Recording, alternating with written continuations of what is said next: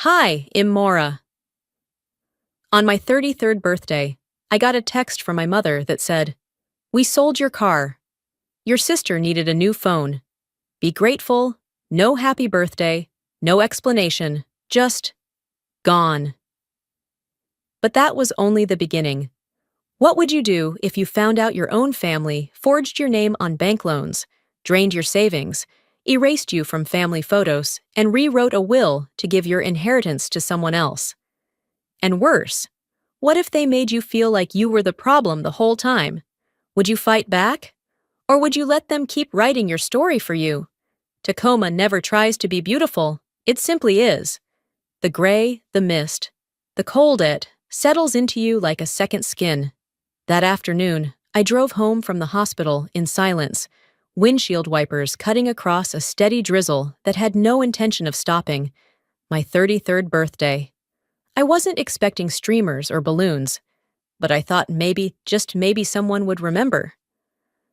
When I pulled into the driveway, the house looked exactly as it always did. No extra cars, no porch light left on for a surprise. That was fine.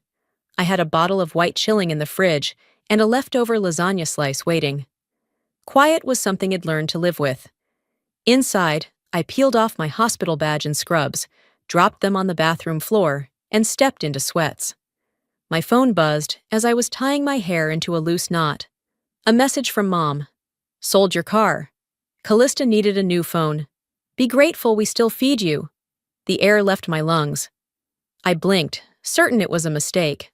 Another message came through before I could respond. "You're being dramatic. It's just a car." My knees gave slightly, but I steadied myself on the bathroom counter. Then I moved fast.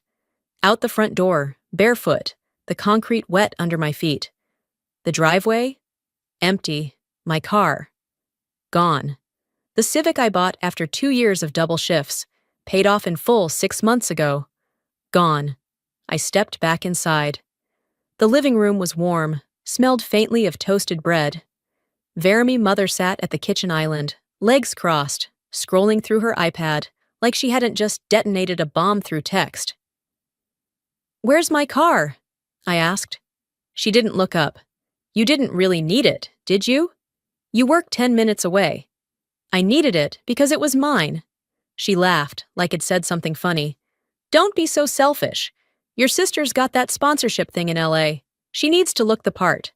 I didn't answer. I knew if I stayed, I'd say something I couldn't unsay. I walked past her and upstairs, shutting the door behind me. Dinner was silent.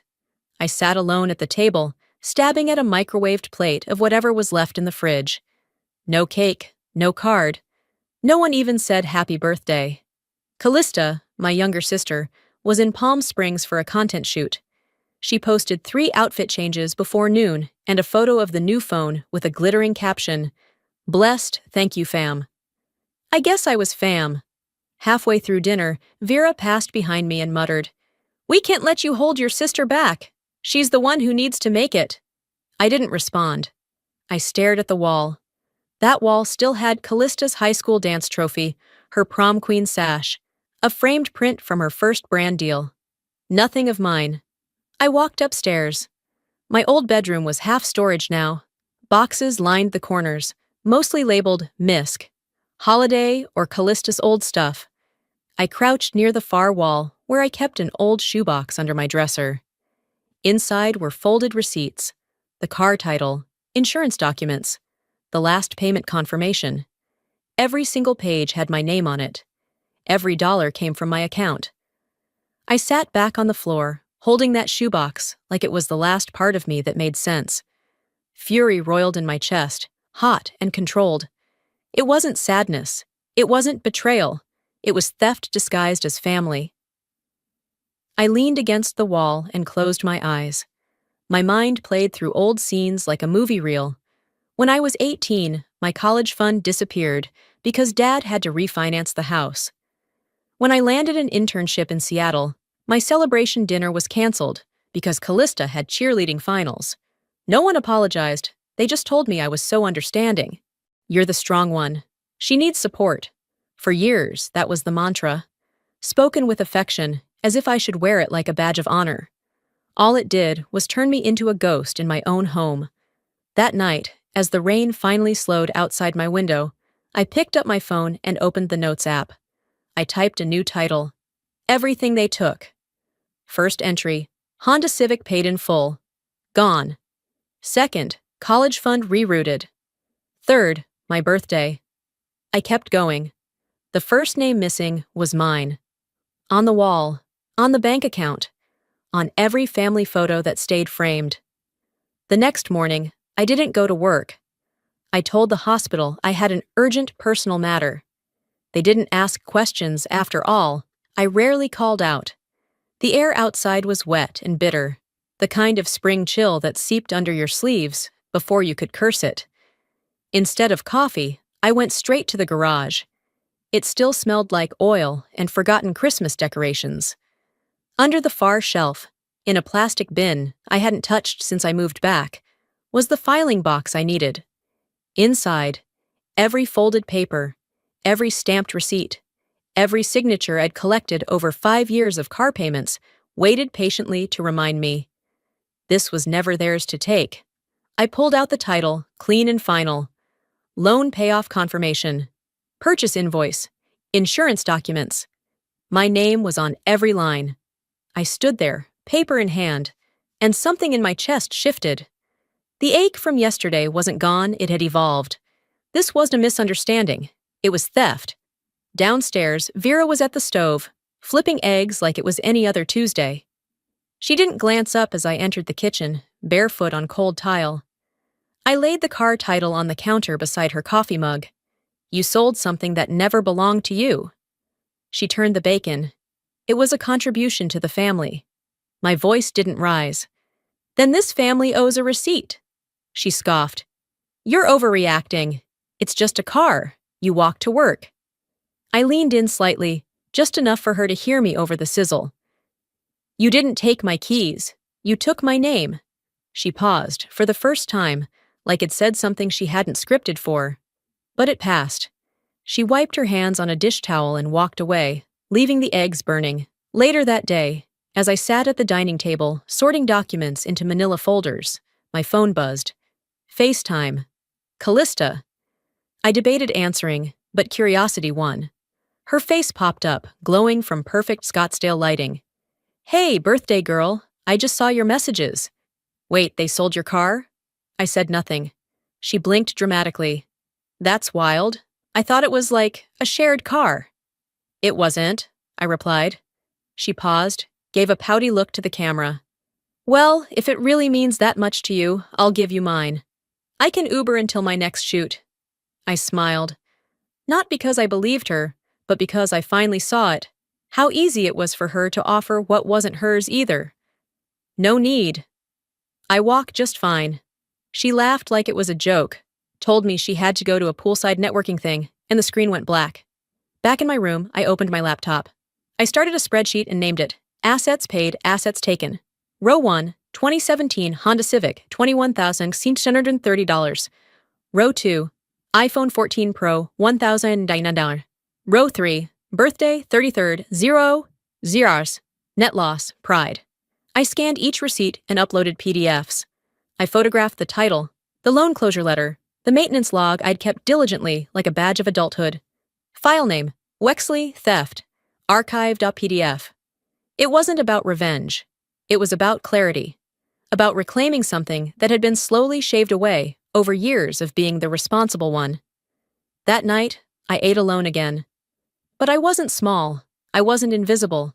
I watched headlights pass through the blinds and thought about how many women like me sat in silence at tables they paid for, next to people who pretended they owed nothing. I stared at the empty driveway. You thought I'd just let it slide. Watch me document every theft in ink. You don't truly notice erasure until you go looking for evidence that you ever mattered.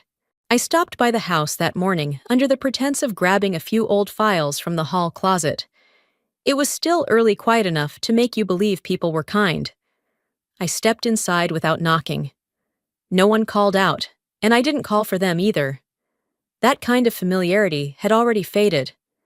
As I passed through the living room, something caught my eye, subtle absence in the family photo wall. There had been a space, right between Callista's prom portrait and a shot of her with a dolphin in Cabo, where my graduation photo used to hang. It was gone.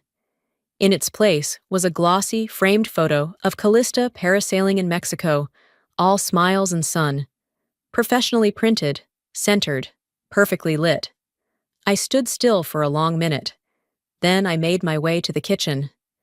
Vera stood at the counter, pouring cereal into a bowl like she was auditioning for a commercial. She didn't look up. She never really did. "Where's my graduation photo?" I asked, voice flat. She didn't pause. It was outdated. The new one adds more color to the wall. My jaw clenched. That photo was mine. She shrugged. "It's not like we threw it away. It's probably in one of the drawers." I nodded, turned, and walked out. No fight, no breakdown. But inside, something moved. Not the raw wound from losing something, but the dull press of knowing it was deliberate. Back at my apartment, I pulled out my phone and opened the shared family photo album. I scrolled. And scrolled.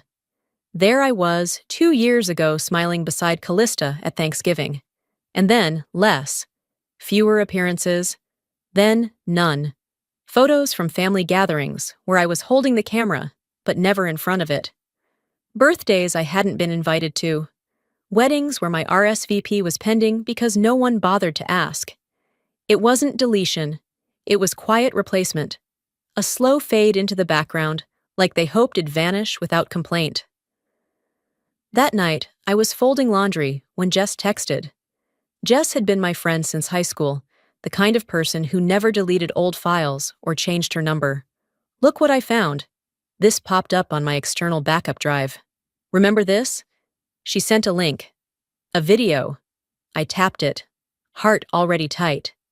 It was my 26th birthday.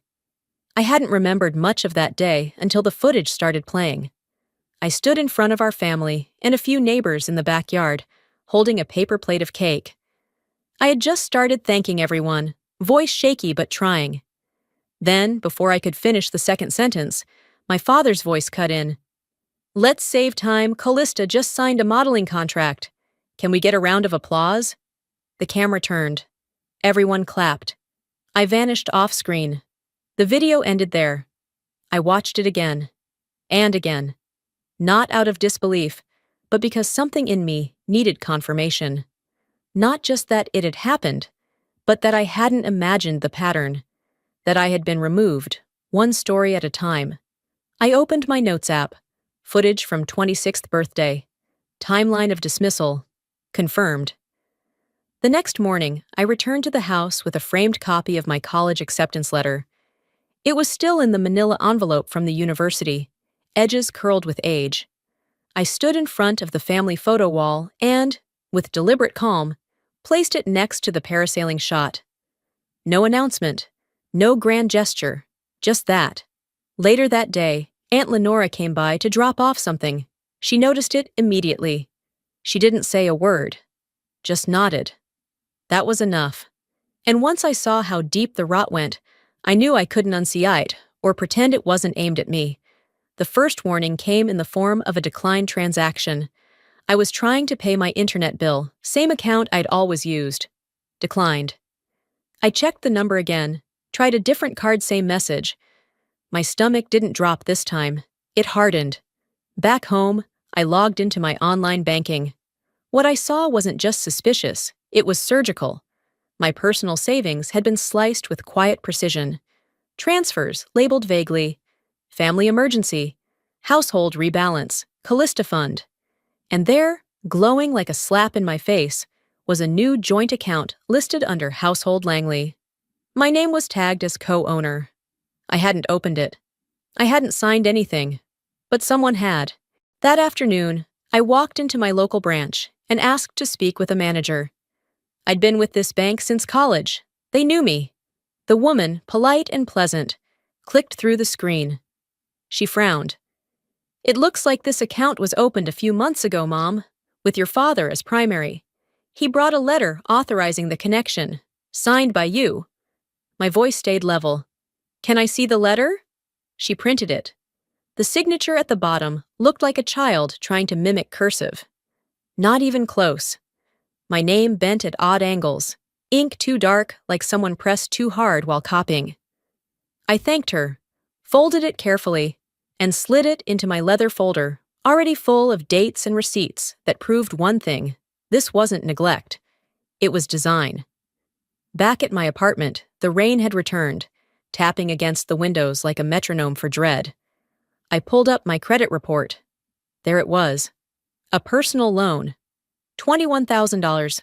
Taken out in my name 6 months ago. Auto payments linked to that new joint account had been made consistently, never missed.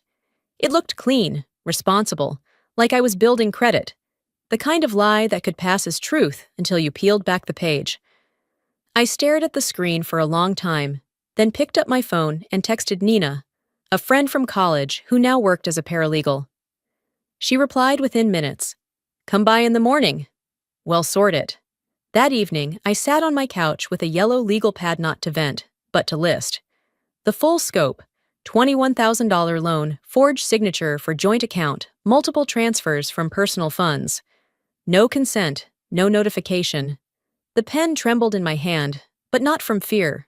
From control. I wasn't breaking. I was building something one line item at a time. The next morning, I met Nina in her office downtown.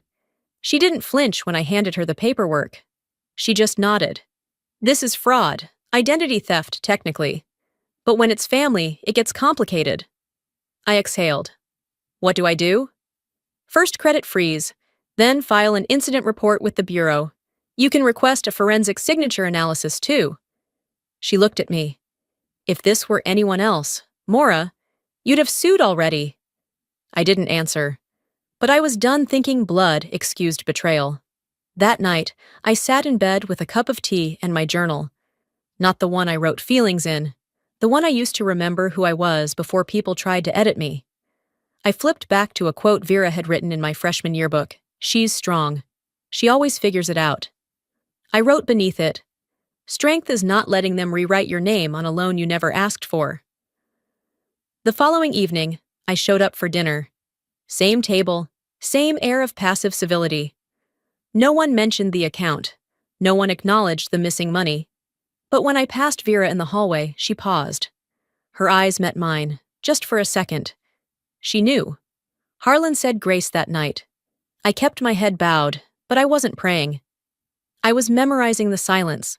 How thick it felt, how much it said. They didn't know what I'd uncovered, but they could feel it in my posture. I wasn't angry anymore. I was prepared. I knew they wouldn't stop, not because they needed to destroy me, but because they needed to keep the version of themselves they sold to everyone else. Vanessa picked the calf. I hadn't seen her in a few years, maybe since her wedding. Downtown Tacoma had its usual buzz brunch crowds, people walking dogs in puffer vests. I arrived early, and she was already there, stirring iced tea and not meeting my eyes. We caught up about nothing. Work, weather, the quality of espresso these days. Then she cleared her throat and said, "I need to tell you something." I waited. "Your parents opened a Macy's credit line under my name. It was about 6 years ago." Everything inside me froze. She rushed to explain. I didn't say anything because I was scared. I got a call from collections, and when I confronted them, they said it was an error. I didn't press charges. I didn't want to cause drama. I felt myself nodding, not because I understood, but because I recognized the pattern. They had used her, too. Vanessa, the girl who once braided my hair before prom. She didn't owe me an apology. I still whispered, "I'm sorry." She gave a small smile. "I figured you didn't know, but maybe it's time you do." Later that night, I sat at my kitchen table with a half glass of wine and a message from Aaron Callistas' ex-boyfriend. He and I had only spoken twice before, but his email was clipped, cold and loaded. Subject: Things you deserve to know. Attached: screenshots of text exchanges between him and Vera, photos of receipts, even an invoice for social media consulting under a fake LLC Vera created to fund Callista's follower growth. The brand deals were fake. They bought followers, bought comments. Everything's been staged since 2020. The kicker? A check written from my name, forged, sent to a dealership to cover Callista's gifted car. Every curated post, every sparkle-infused caption built from my stolen credit. I stared at the screen for a long while. Then I opened a new document. Not legal, not evidence, a letter. I started writing, not to vent, but to clarify. You've built a house of mirrors, and I was the floor you walked on while painting the ceiling gold.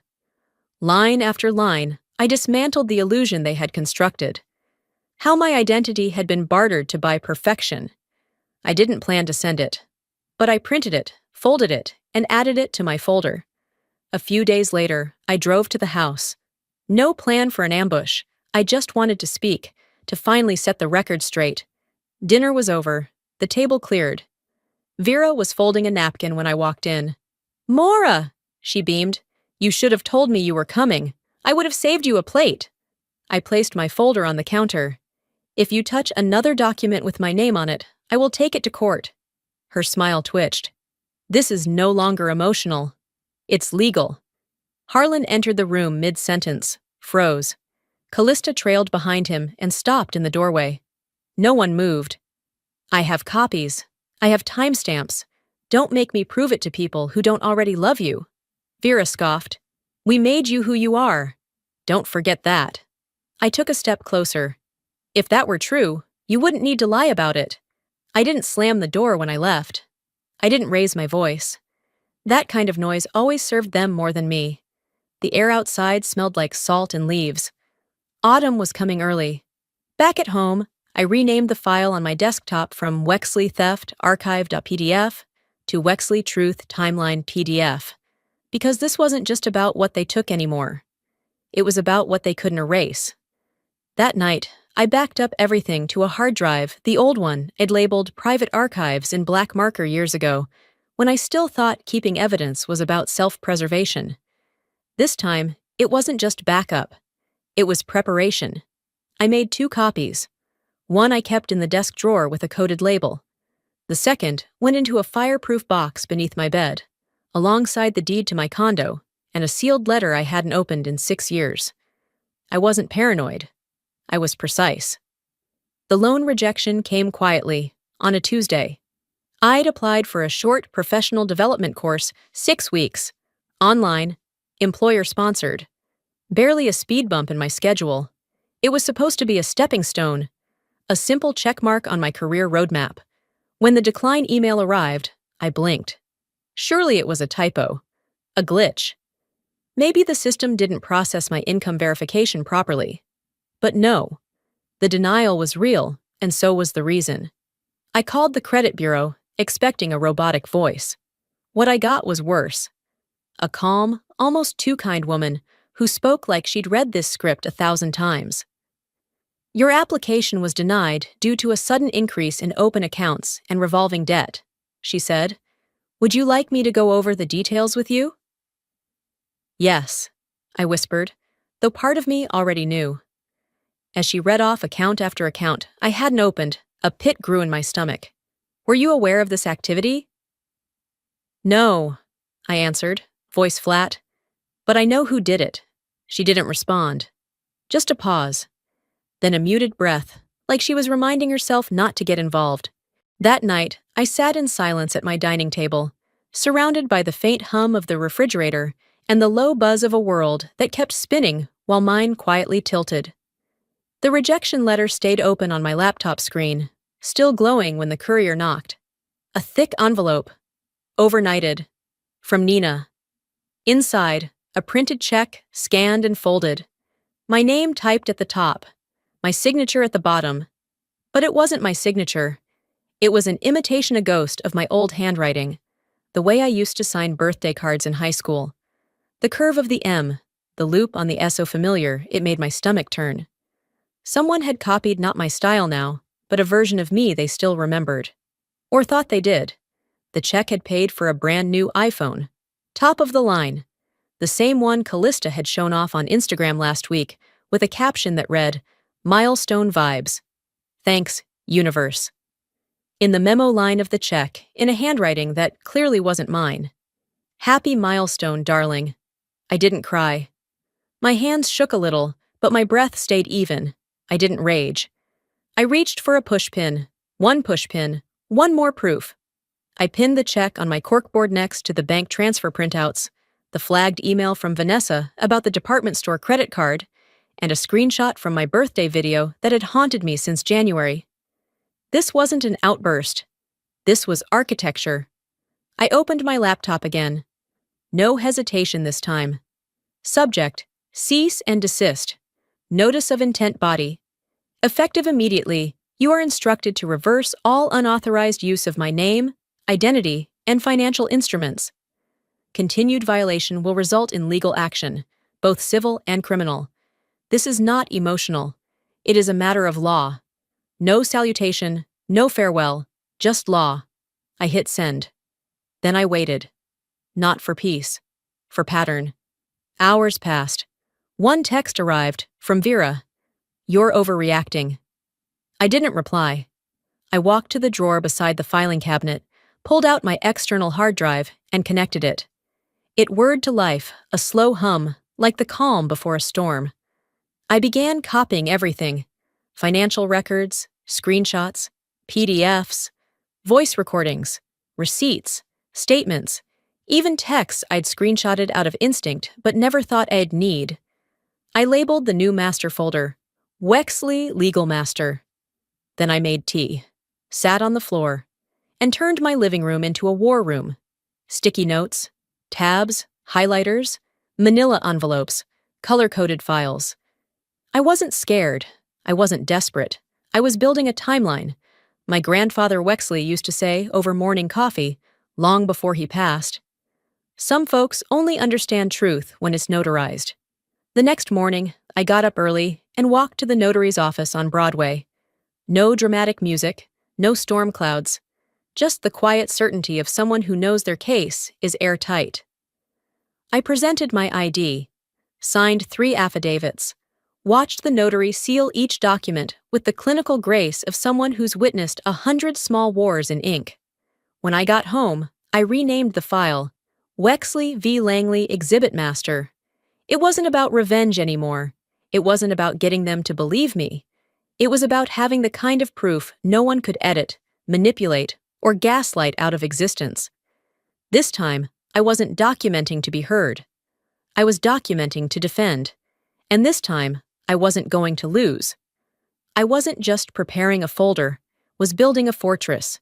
The message arrived just after midnight, when most decent people are asleep, and the rest are looking for truth. I didn't recognize the name at first, Aunt Ruth. She was my mother's cousin, technically, but always called herself my aunt. Maura, the message read, I don't know how much you know, but your grandfather left you something and it didn't vanish.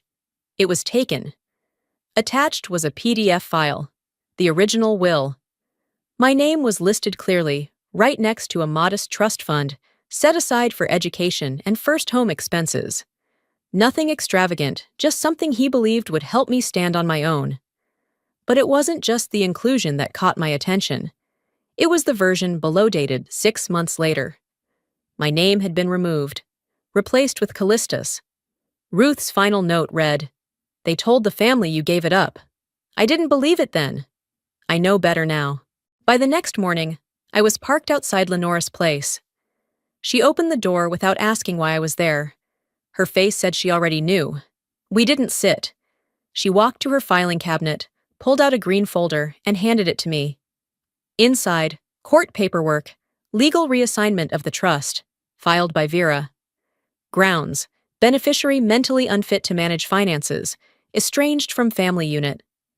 I stared at the page until the words blurred. They rewrote my future, I whispered. Lenora's voice was soft but resolute. But you can still reclaim it. That evening, I sat on the floor of my apartment, timeline folder open like a map of stolen things. I tore a sheet from the back of a notepad and wrote a new cover page. Assets I built. Assets they buried.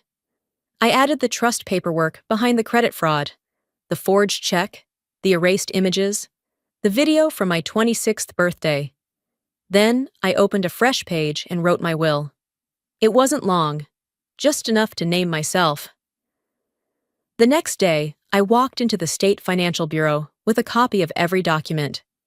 I waited in line like any citizen. No special treatment. Just a woman carrying a story and the weight of stolen inheritance. The clerk skimmed the file, paused. "This involves your parents?" I didn't flinch. "This involves perpetrators." I signed the statement, left my contact info, and walked out. As the doors swung shut behind me, it didn't feel like closure. It felt like a door slamming on someone else's story. That night, I was folding laundry when I heard the knock. Callista stood on the other side of the door, holding a folder. She looked smaller. Not thinner, not weaker, just less curated. "I didn't know," she said, eyes already brimming. "Mom said it was always mine." I didn't raise my voice. Then ask her to prove it under oath. She didn't argue, didn't cry, just turned and walked away. And for the first time, I didn't wonder if she'd ever come back. Later, I added the new files from Ruth and Lenora to the folder. Then I opened my laptop, turned on the webcam, and hit record. I didn't dress it up, no makeup, no lighting tricks, just me. My words, my version.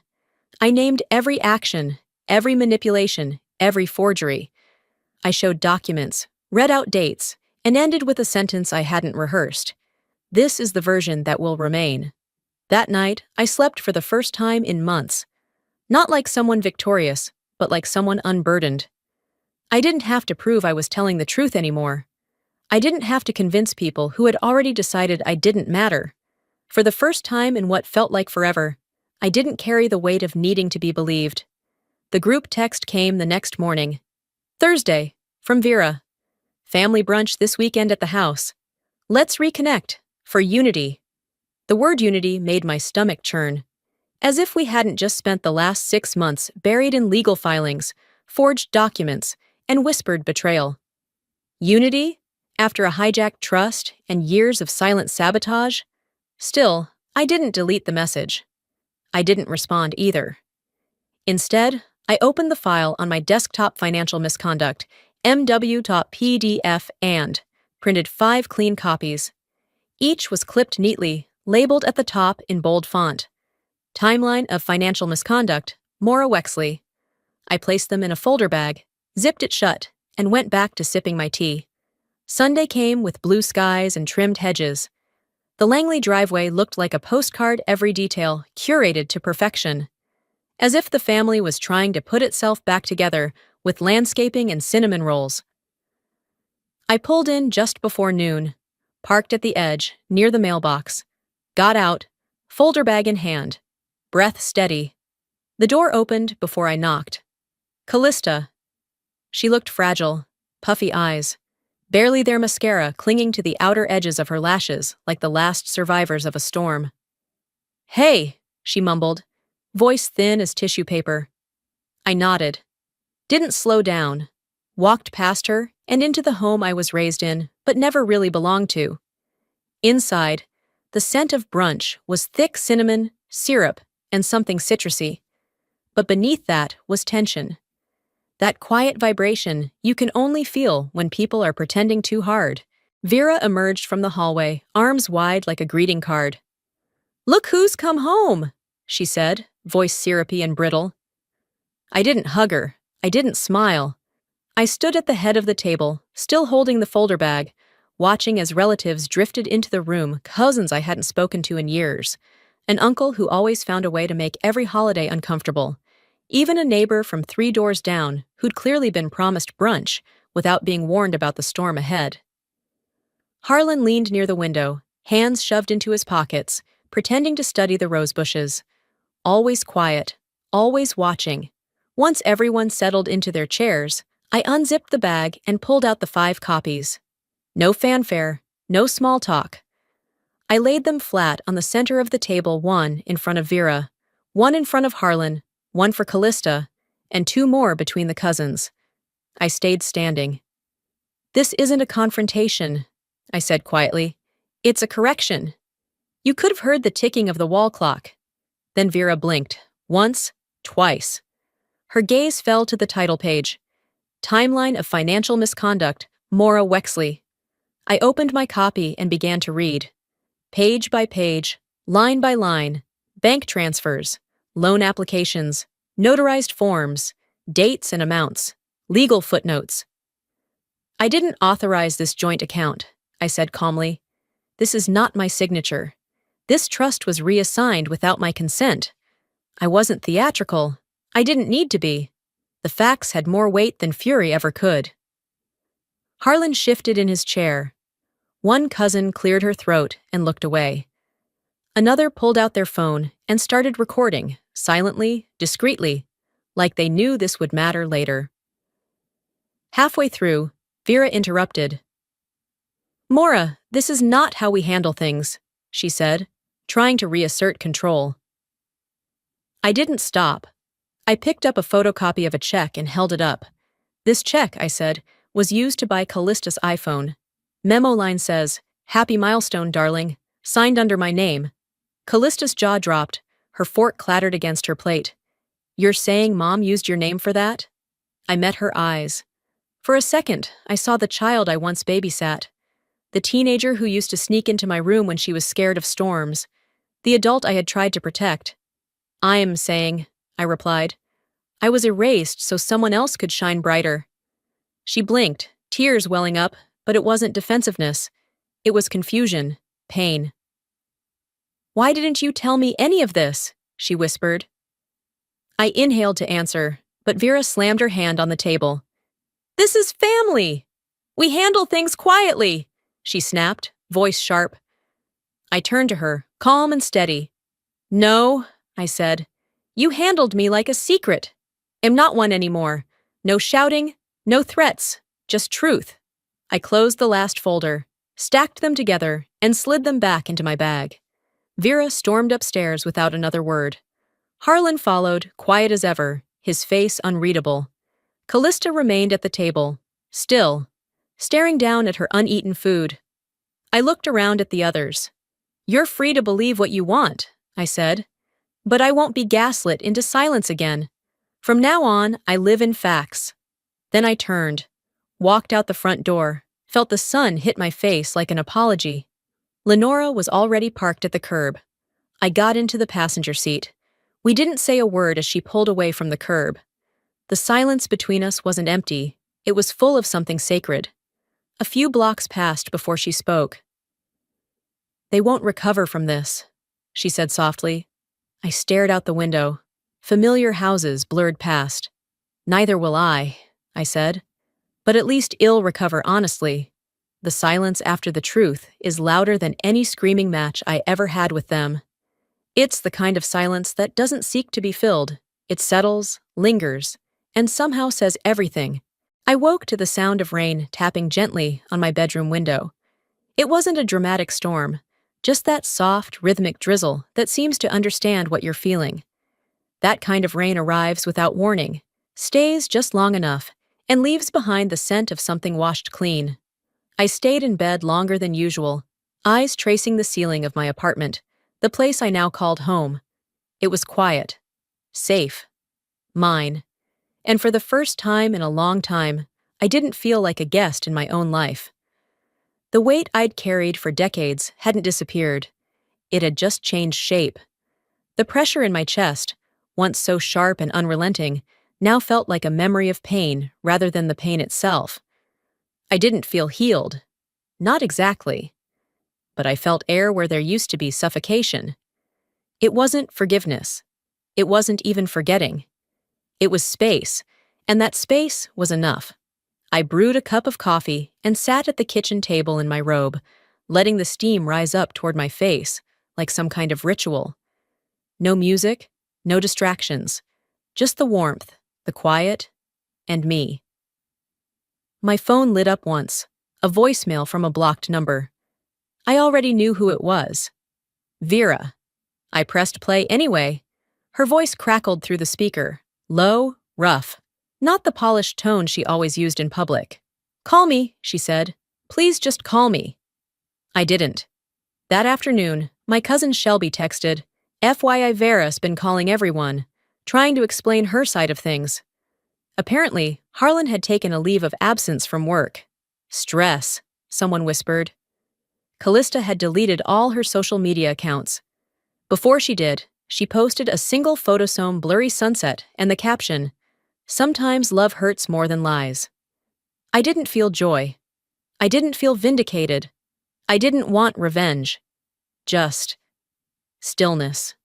The kind that comes after a storm has ripped through your backyard, and the tree you always worried would fall finally has, but it didn't crush the house. It just fell. And now there's light where there used to be shadow. The days that followed were quiet. Not empty, not hollow, just different. At work, a group of nurses on my floor noticed I'd dropped weight, that I wasn't speaking as much, wasn't laughing like before. That week, I came back from break to find a birthday card taped to my locker. "We missed the date," it said. "But we see you." It was signed by every hand on the floor. I kept it on my fridge, right above the magnet that read, "Do no harm, but take no crap." My therapist emailed me 2 days later. "You did what many can't. You stood up when it hurt the most. Now let rest do what justice can't." I didn't reply. I just sat with it. Lenora showed up one evening with homemade soup and a yellow sticky note on the lid. "Nothing heals like time and turmeric." She didn't stay long, just hugged me like someone who knew the language of silence. That night, I opened the letter I'd once written to Varatha, one I never sent. I reread it slowly, word by word, tracing my old pain like it was someone else's journal. At the bottom, I added one final sentence. "You taught me how to be invisible, but you also taught me what not to become." Then, I saved the file under a new name, Unsent My Freedom. 2 weeks later, I sat across from a nonprofit attorney in a modest office above a bookstore that smelled like old paper and cinnamon. I asked how I could volunteer specifically for women recovering from identity theft, especially when it came from their own families. She handed me a clipboard of forms, then paused. "You'd be surprised how many come in here with your story," she said softly. "You're not the first, and you won't be the last." That night, I opened a blank document on my laptop and started a blog. Anonymously. I titled it, Daughter Unwritten. I didn't write because I needed followers. I wrote because, for the first time in my life, I felt like my voice didn't echo into emptiness. I wrote to remind myself I wasn't alone in the room anymore.